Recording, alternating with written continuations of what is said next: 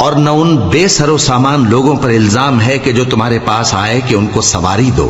اور تم نے کہا کہ میرے پاس کوئی ایسی چیز نہیں جس پر تم کو سوار کروں، تو وہ لوٹ گئے، اور اس غم سے کہ ان کے پاس خرچ موجود نہ تھا ان کی آنکھوں سے آنسو بہ رہے تھے۔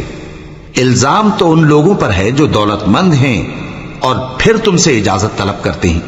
یعنی اس بات سے خوش ہیں کہ عورتوں کے ساتھ جو پیچھے رہ جاتی ہیں گھروں میں بیٹھ رہے ہیں۔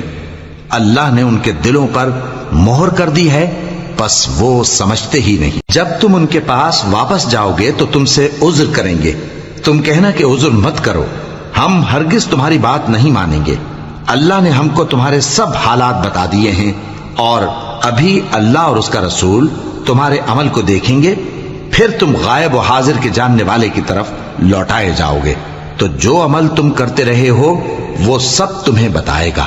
جب تم ان کے پاس لوٹ کر جاؤ گے تو تمہارے روبرو اللہ کی قسمیں کھائیں گے تاکہ تم ان سے درگزر کرو، سو ان کی طرف توجہ نہ دینا، یہ ناپاک ہیں، اور جو کام یہ کرتے رہے ہیں ان کے بدلے ان کا ٹھکانہ دوزخ ہے۔